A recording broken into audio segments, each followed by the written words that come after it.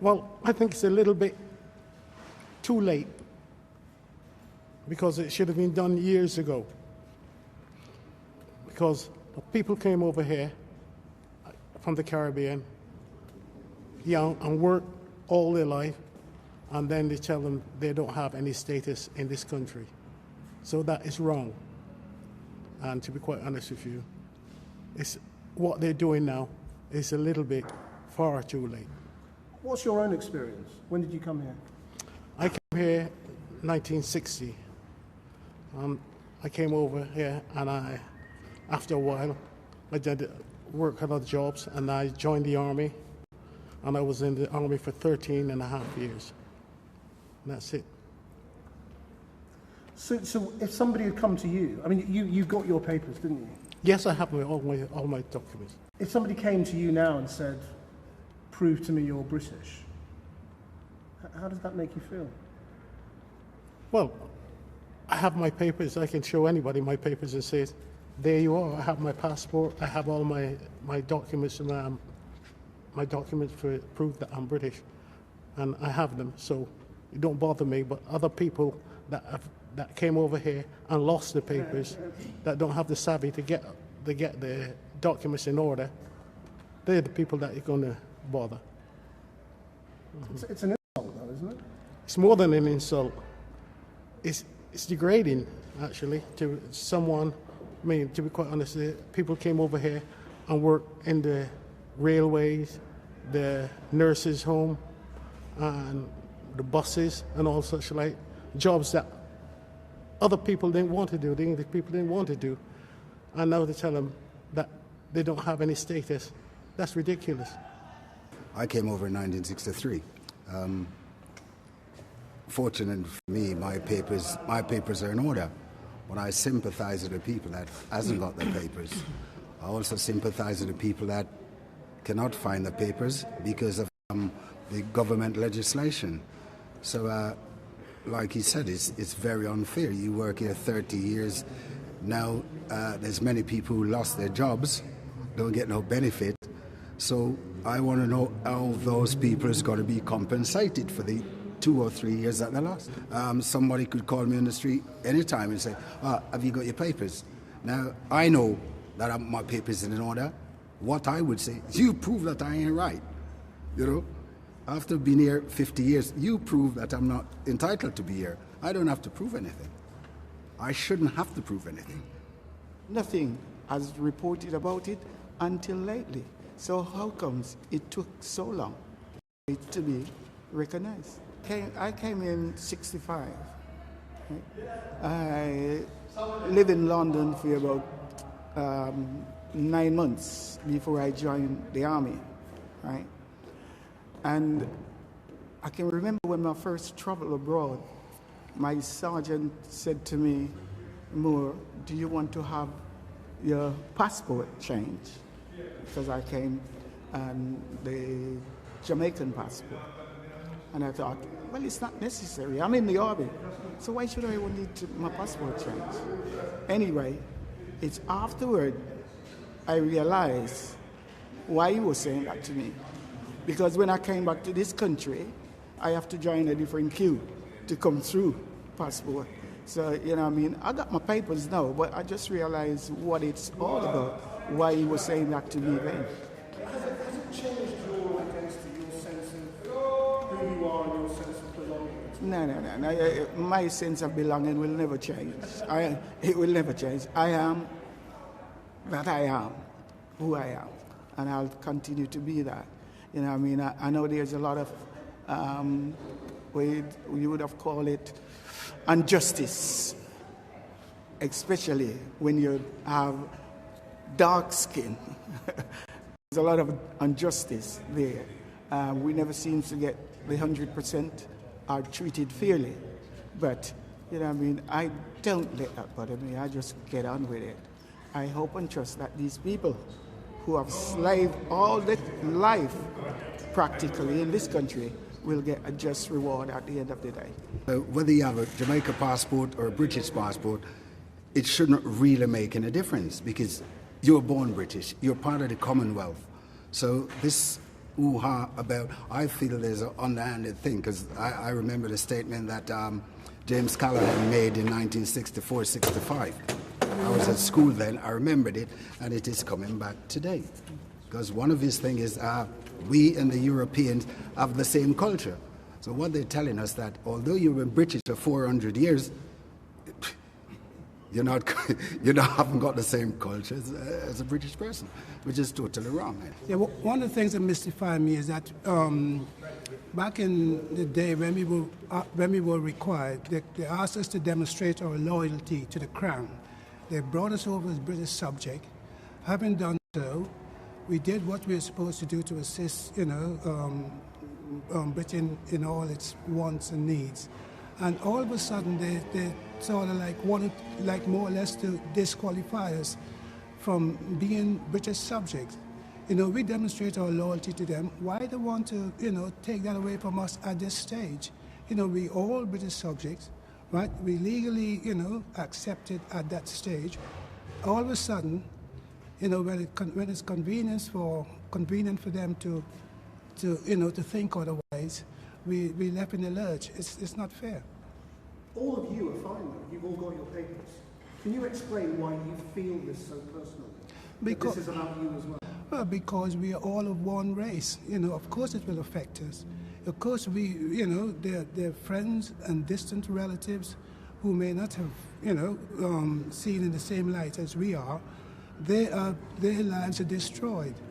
It's not right, and we will feel it. It's a brotherhood there, so to speak. Some people assume, owing to the fact that they came here 8 years of age with their parents, go to school, all their lives, work. They believe, or some assume, that they automatically be British and never bother. So I think it's the assuming situation that caused them not to fill their papers out. I think that's where one of the problems is. I would personally call it a Brexit syndrome, whereas lack of information, lack of proper information, or what you can do and what you can't do, or what you should do, and to achieve this, to get your papers in order. A lot of people accept that they were British, and now they're more or less taking it away from us, saying, well, you've got to have papers, and the papers you have been destroyed, So what can you do? You can't do anything about it. You asked a question why we all feel so strongly about it, considering that you might have, four different nationalities here, if you don't Barbados, Trinidad, or wherever. Yeah, we do feel strongly about it. We're a collective, like in the United Nations. Touch one, you touch all. That's all it is. Touch one, you touch all, my friend. So we will feel strongly about it. And we're not going to jump on the road and protest and riots. We're too old for that now. We want a peaceful transition, and we can only trust that the government of the day stick to the promises that they've been making for the last couple of days or so. I'm surprised at this stage is to seem to have a difficulty in a distinction between legal and illegal. They're trying to say to us it's illegal that they're putting the emphasis on, and yet they're unable to explain as to how they become illegal. We can only make the assumption because they haven't fulfilled the right documentation. That may be the case, but that's not a difficult thing to get to the bottom of, is it? And it's not. It really is sad. Well, I think most of us will say, who's been through the right sort of lines, most of us will say that we are British. Our responsibility first and foremost would be to the British. Yeah, but how do you feel about Britain and the British government and this country in relation to yourself?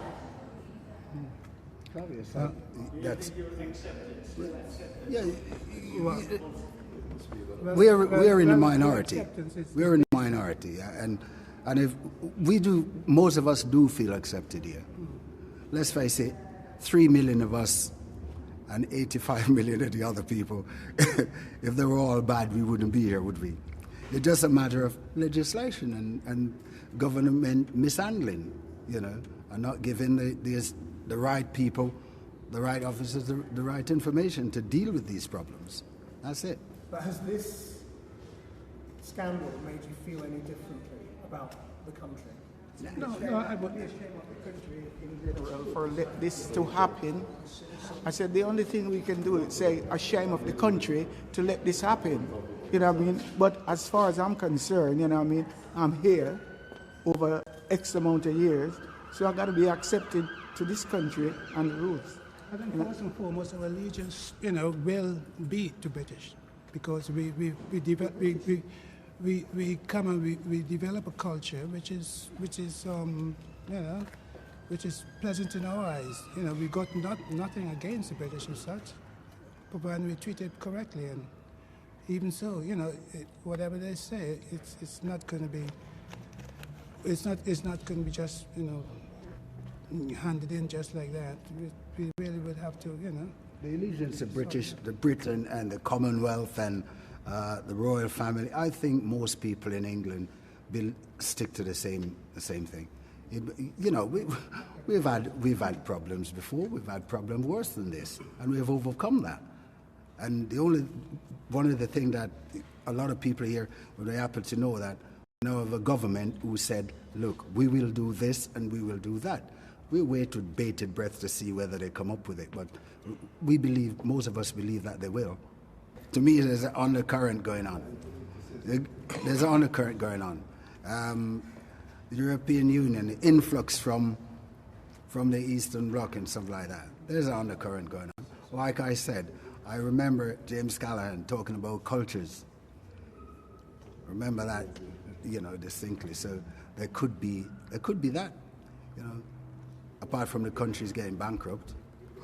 But you've got to follow that through, though, haven't you? I mean, if the worry is about Eastern European migrants coming here and swamping British culture, why are they taking it out on this generation?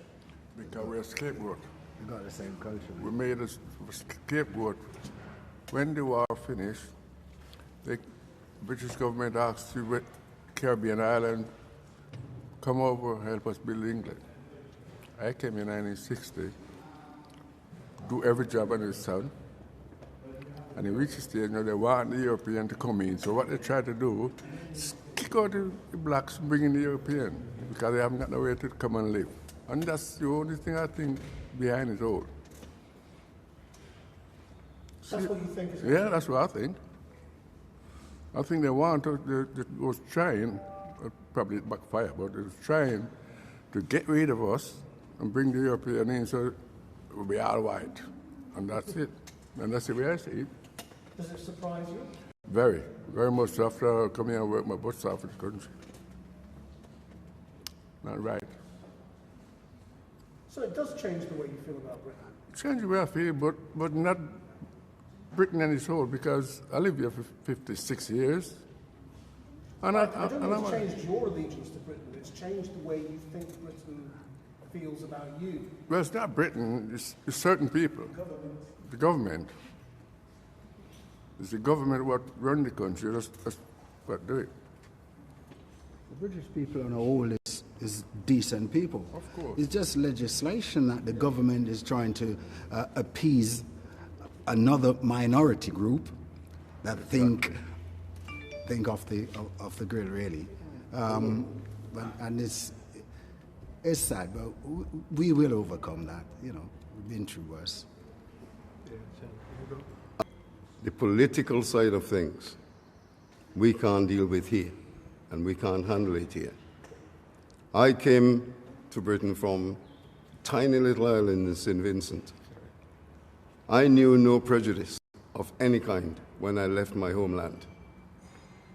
The colonial masters were there, they had their children there, we all went to school together, we played together, we did everything together. Until I came to England in 1961 as a young man, 19 years of age, thinking, of course, that I'm going to the motherland and all the help I need is there. I met and put up with some racism, well, a lot of racism really, and we overcame those. In 1963, I decided, well, you know something, probably there's a better life for me if I change the way things are at the moment. So I joined the Army, where I've served for 22 years, leaving in the rank of warrant officer. And even then in the Army, we had this problem of racism, and not on a large scale, but it was there. I think most of it was jealousy to an extent, because 3 or 4 of us black guys, among 40, 50 English or Irish or whatever guys, you had to compete. And I always compete to win. And I think most of that time, whatever racism or whatever prejudice there was down to some form of jealousy. If I can't get you one way, I'll get you the other, so to speak. What is happening today, I don't really understand it, and I don't really understand the reason why. When I left my island, St. Vincent and the Grenadines, we were British. I came here as a British subject. I eventually got rid of my old passport and received a British passport, but not until I was told that I had to pay, right, to receive a bit of paper, some form of certificate that says I am a British citizen. Why? That was the question I asked. After 18 years of serving this country around the world, I was suddenly faced with the fact that I don't belong here. It didn't make sense. You had to pay to get I had to pay. I absolutely refused. Absolutely refused. I'm traveling around on an ID card or a passport to various parts, well, not so many parts of the world, like Cyprus, Eden, Germany, even Northern Ireland, where I narrowly escaped death a couple of times, serving this country. And then suddenly someone saying to me, I have to pay for that privilege. Well, that wasn't a privilege. I was serving a cause. I had an allegiance. Why suddenly take it away from me, or thinking that, no, you don't belong anymore? Yeah? So I absolutely refused. I went and had interviews with my commanding officer and such people and explained my situation to them, and I says, I'm not doing this. I was entitled to read Queen's regulations like every other officer in the Army or Navy or Air Force. And in those days, I noticed, and I knew for a fact, there were guys joining the forces from the Republic of Ireland. They're a different story to someone who came here as a British person. And they had passports. Given. They weren't buying it. So what happened to you? Did you get a passport? Of course. Well, I didn't get a passport. I got a bit of paper, right? I made the Army pay for it. But the deal was, I will pay, and they will refund the money. So I made absolutely sure that I got my money, because I saw no sense at all whatsoever that after 18 years of serving this country, I'm suddenly told, what happens then if I'd finished? Was I too going to be deported? Yes. Yeah? It didn't make sense.